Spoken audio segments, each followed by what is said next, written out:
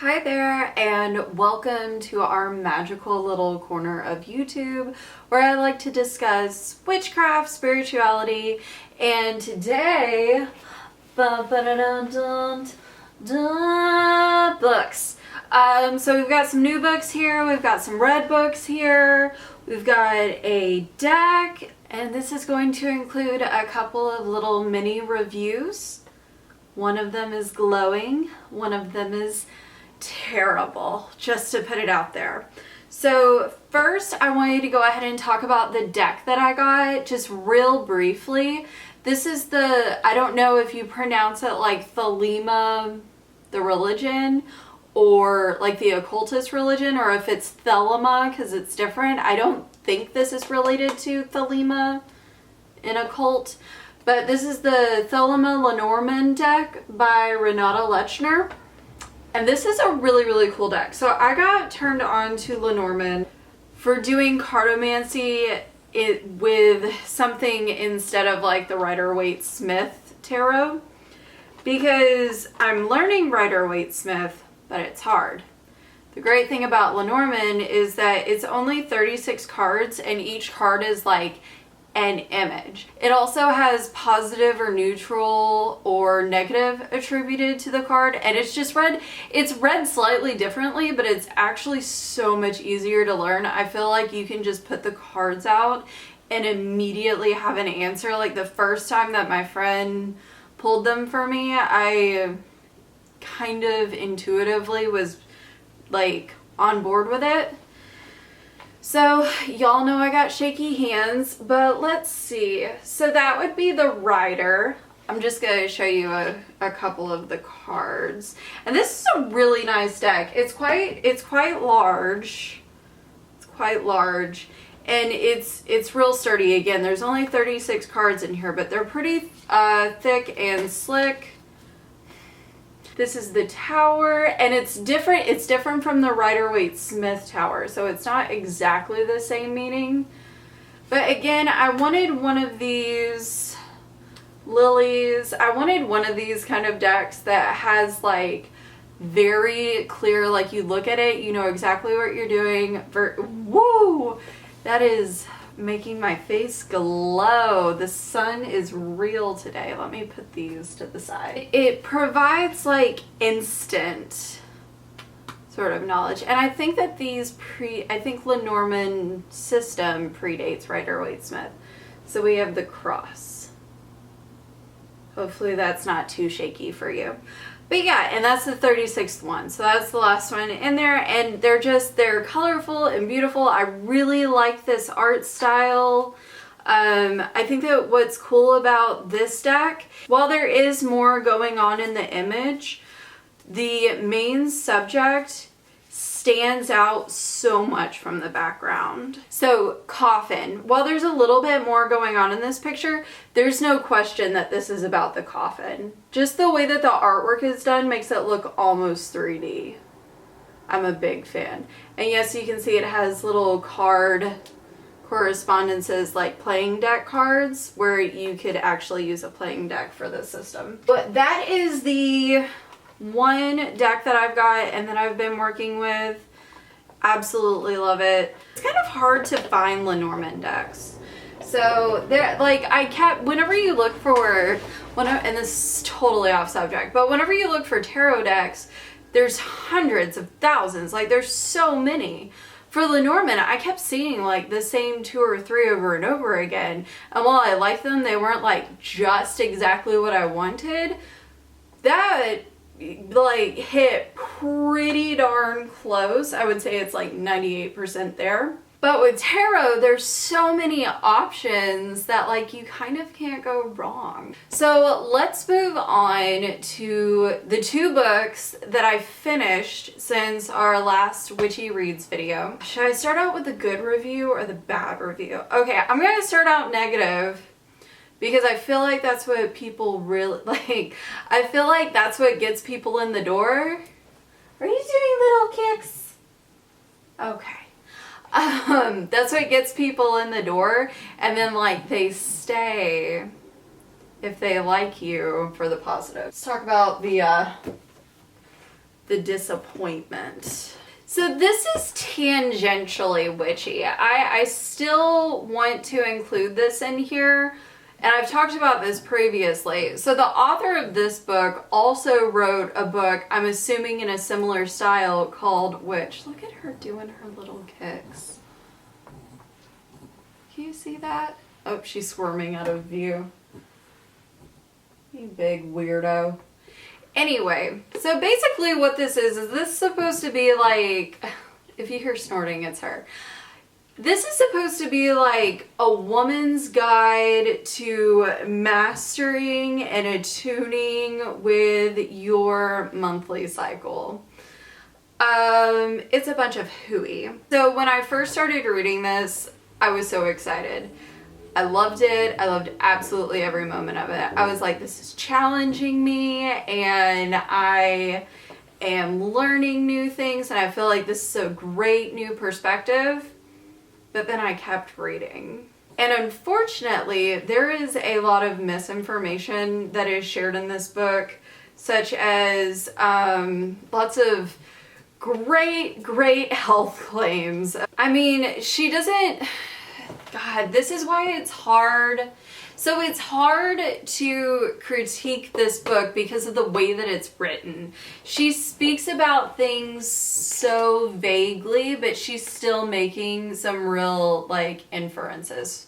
So the way that this reads is that the author basically cured, I think, her endometriosis. It might be something different, but I'm pretty sure it was endometriosis, by aligning herself with her cycles and her true, like, warrior, sassy woman self.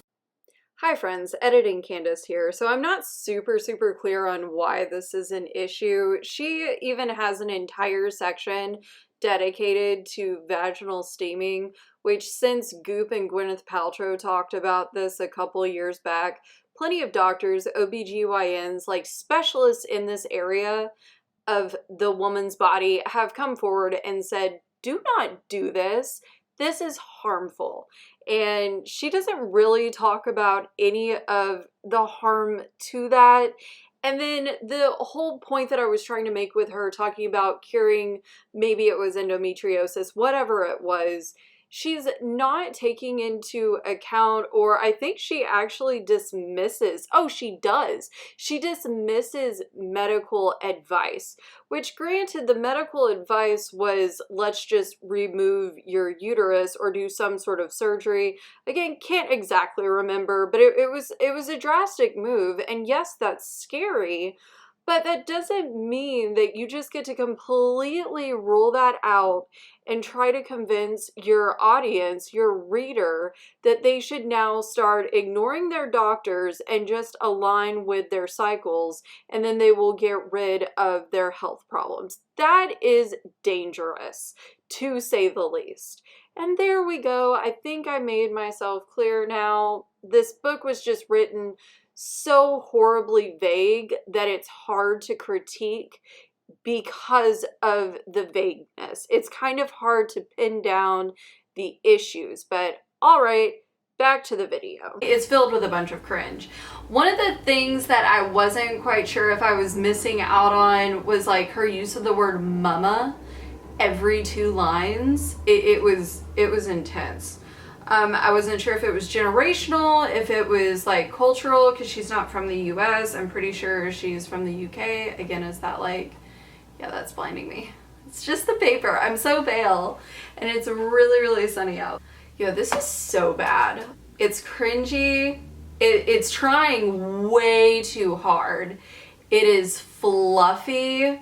So there were these little sections throughout the book where she would bring in expert, like an actual doctor or one of her clients, to speak on their own personal experiences. I actually really enjoyed that. I thought it was interesting, but the client perspective is always based off of what she learned from Lisa Lister.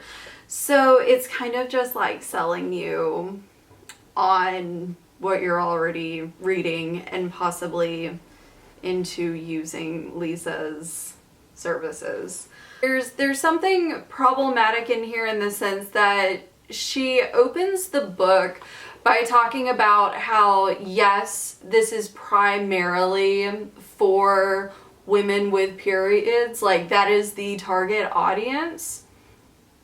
But then she says, but it doesn't matter what stage of your life you're in, or if you identify as female but you're not biologically female, you can still use this book for you. The problem is that as she's talking about this, she gives the reader no way to tailor that information to her, like to the individual. It is all based on her experience, which that's okay, but there's still an underlying tone of this is the right way, this is how you were meant to be, you have dis-ease, which there is very little that irks me, like the term dis-ease, where someone puts a hyphen, dash, whatever, hyphen, yes, between dis and ease.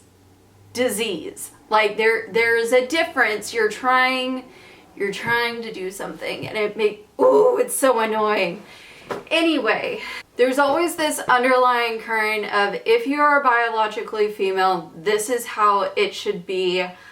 And she tries to sell you on this book in the beginning by saying that you can apply it to wherever you are in whatever stage of life you're in, but she never actually gives you that. The font is huge. The spacing is large. Like, there is no reason for this book to be this thick. There is not that much information in it. I promise you. What else did I not like about this? I think the point in the book, this was towards the end, I was already starting to dislike it. I was distancing myself from it. At first, I was reading like a little bit every day because, again, like the way that it's formatted, it's very easy to get through a lot of pages really quickly. It takes like 15 minutes to get through a chapter. It just flies through. So if you like that style of reading, then like, cool, this is for you. If it's the same in Witch, maybe that's great too. Do I plan on picking up that book? Absolutely not. I personally didn't like her writing style. I felt like she was talking down to me the whole time. But the thing in this book that took me from disliking it and not recommending it to all out hating it was the section where she has her husband, whom she lovingly calls Hot Viking throughout the book, for no reason, because she ends up giving his name in the end, so I don't know why she did that. I guess because it was cute and quirky. So she has her husband in the very end write basically a letter to the boys, and it's very much so, hey dudes, you want to get laid? Well, you better get to know your lady's cycle. And oh my gosh. I mean, he says like dudes a million times. I honestly, like, this is the only part where I actually skipped around because I was like, nope, nope, nope. The rest I did read from front to back. Okay. The Dude's Guide to Periods by Rich Lister. Right, dudes. I've asked for a guide like this and there isn't one. A guide that explains how women work and what I can do as a dude to make her happy / have an easy life. Consider this the holy grail of woman, because really what you're about to find out is the holy grail. I'm reading like I'm skipping around. You don't want to hear the whole thing. It's terrible. Women are governed by cycles. Not bikes, but the seasons, the moon and menstrual cycle. You might notice that the woman in your life may have very subtle changes. Others may find that the women in their world ride a roller coaster of hormones and emotions during their monthly cycle. Don't worry, there's no science bit. Just think of the 4 seasons. Oh, here we go. She bleeds, right? Your life gets complicated when she does. Right? You like sex, right? You will want to know how this works. By the way, this is like over a page and he's going to go through like each of the phases of the cycle. And then she has She has a note in the end for like same-sex couples as like, oh, here you go, afterthought that my editor brought up. I mean, it's just like, ugh. It's so cringy. It's so uncomfortable to read. Like, that was the voice that I was hearing the entire time that I was reading. It's just, I genuinely disliked reading that part. That was when I went from disliking the book to hating the book. And it's not that they're trying to give a guide to men. Like, honestly, that doesn't even bother me so much. It is the language that he used, and especially the part where he's like, oh, you like sex? Like, first of all, not every guy is a horned up maniac. There are asexual people. There are people with naturally low sex drives, and that's just fine. What? It was weird. It was a very weird journey that I went down with this book, and I'm glad it's over. This really could have been its own review. That lighting changed severely. Okay. I don't have a ring light or anything. I'm not that fancy, so this, you get window lighting. I'm not gonna mess with it because the sun's gonna keep moving because it's a cloudy day. Sorry about it. I hate to bad talk books, but man, that was rough. So let's go on to a stellar book. And this one is like straight up witchcraft. This is The Witch's Cauldron, The Craft, Lore, and Magic of Ritual Vessels by Laura Tempest Zakroff. I will say, this was also very quick to get through. As you can see, he's a tiny boy. He's a tiny little chonky boy. And honestly, now you can actually see the words a little bit. Honestly, like, the pages aren't super filled with text. I mean, they're filled, but there's also a lot of beautiful illustrations by Laura Tempest Zakroff. She's amazing. So talented. Oh my gosh. These are just so pretty. Hopefully you can see that. So let me talk about what I liked about this book. Even though see, that's why I didn't change my lighting. Even though the pace of reading this book was similar to the pace of reading Code Red, this was actually filled with tons of information. The first chapter, Meet the Cauldron, defining what a cauldron is, unpacking the symbolism, 9 different uses, wordplay, like the etymology of the... She goes into the etymology of the word cauldron. Like, a word nerd can be happy about that. And then you get into the cauldron and define feminine, the symbolism behind that, the different mythical references for the cauldron. Granted, this is a small book, so everything in here is pretty introductory, but this is the best, like, reference book on a singular tool that I have ever seen.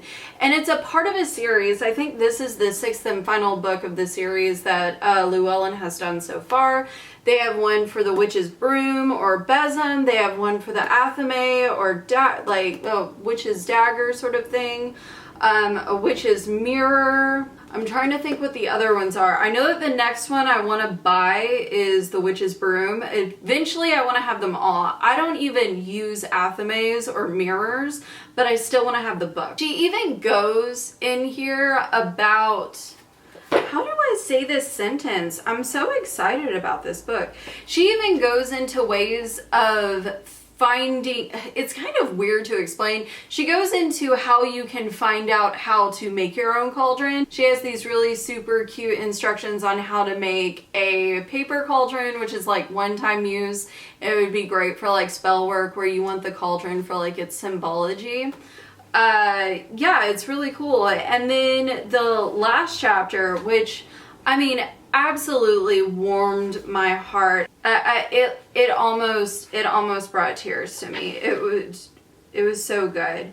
So it was about the spiritual cauldron. So thinking of your body, physical and spiritual, as a cauldron, or as the 3 cauldrons, kind of similar to what you would see in the chakras, except it's separated by 3 cauldrons instead of 7+ points. There's so many different ways, invoking deities with cauldrons, whether that be to bless the cauldron, to devote the cauldron to a deity. I'll lean forward again. Using cauldrons for divination, thinking outside of the cauldron, like if you don't have a cauldron and you're not going to buy one, thinking of your bathtub, your kitchen pot, your teacup. Like, I cannot express how much I love this book. And even though I would see this as a reference and as an introduction, it is an absolute joy to read from front to back. It even goes through the basics of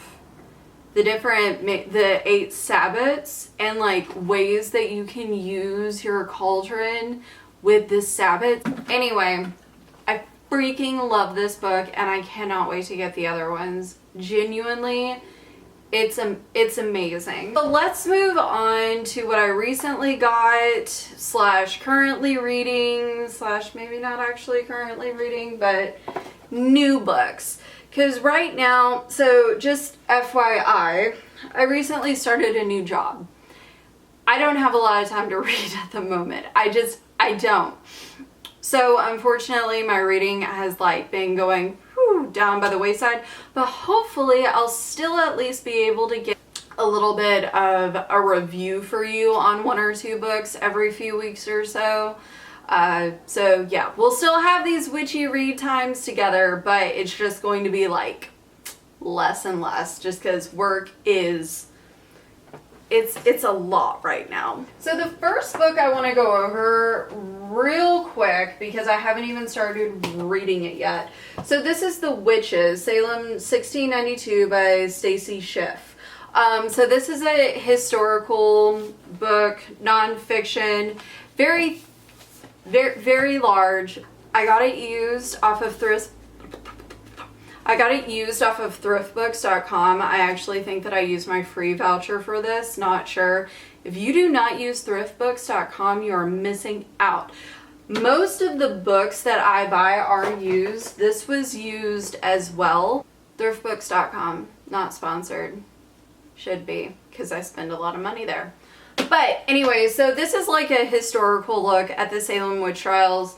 Heard lots of good things, got great reviews. I'm really interested in it. I like having a large hardback, something like good and sturdy to hold on to. I do enjoy the physical part of reading. I don't have anything to say about it. I bought it. If I don't read it right away, I will read it eventually. Obviously, like, the witches of the Salem witch trials were, as far as we know, for the most part, they weren't really witches, but it's still an important thing for us as witches to know about in regards to some of, sorry, my cat is being all nimbly bimbly around my desk, as far as kind of the treatment of people who claim to be witches and why so many of us remain in the broom closet for so long. Next book that I got, I also bought this used, very obviously. You can see like that's the discoloration from the sun. But again, like a book like this is a reference book for sure. So I don't mind if it's beaten up a little bit. I mean, I think it adds character. But this is The Healing Power of Trees, Spiritual Journeys Through the Celtic Tree Calendar by Sharlyn Hidalgo. So, I was going to read this front to back, and then I started and quickly realized I didn't want to do that. The introduction is super interesting. I read completely through that and through like the first little section. Basically, I read straight through all of the part, like introducing the book, how to use the book, more things about the Ogham, which is kind of like, I guess you could say Celtic runes. It's not the same thing, but that's the easiest way to compare it. And the trees, the Celtic tree calendar relation to the Ogham. Whenever you get into the actual book, yeah. So it'll tell you, again, this is too bright. It'll tell you like the tree, and then the dates, kind of the time frame. So this first one is birch, November 1st through 28th. And it goes by lunation. So it basically goes by the lunar calendar. which is a little bit tricky. Gives you a description, the ogham that it's related to, because each of the trees of the calendar, of the Celtic calendar, are related to an ogham. And I don't know what any of this means yet. I am into my Celtic studies, but not far enough to speak like an intelligent person. Class, which I don't really understand the purpose of having a class association to a tree. Holiday, rune, so it does have the runes in here. The totems like snake, phoenix, eagle. Astrology, ruling planets, body parts, keywords. And then it goes into some descriptions of all of those. It gives like the healing qualities of the tree and a guiding meditation. So it does that for all the trees of the year, and then it does that for additional trees, like the trees that are also important but not quite in the calendar. I mean, it's interesting. I don't feel as though I know enough about Celtic paganism for this to be super impactful for me yet. So what I'm doing instead is I'm taking it a little bit at a time. So basically whenever I get into a new tree time, which I have it like laid out in my calendar now, so I know like when to pick it up and read about the next tree, I can just take in information little by little as I'm setting up things for moons or Sabbats. I can go back and reference this and maybe utilize it, but right now it's just, it's a bit too abstract for me. So the other problem, and it's like it's not really a problem, it's more of just something to be aware of. So this author makes it very, very clear in her introduction that she is into some New Age practices, which, as someone who is interested in learning about maybe some more historical, like, forms of Celtic paganism, that gives me worry and just means that I need to be aware of that bias when looking at this. For example, when we're talking about the trees and she gives zodiacs and planetary associations, is that her putting that in from what she has learned from New Age? Or is that something that she has gotten from her Celtic studies? She does have a really, really good bibliography back. Whatever. She does have a really good bibliography back here that I will be going through. I am very, very interested in. Again, this is like an older version of this book as well. I've seen newer versions of it, and maybe I should have just gone ahead and shelled out the money to get the newer versions. Yeah, I'm very interested into what this beholds. I feel like I'm not quite read up on Celtic paganism enough yet. So we'll see. This is probably not something that I'll update for a while. It's just, you know, I'm gonna be working with it.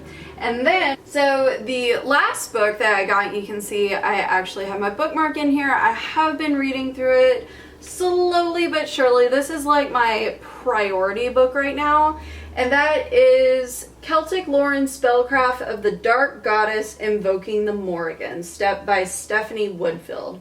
So this is a super cool book, and I don't want to talk about it too much just yet, but I'll tell you why I got it.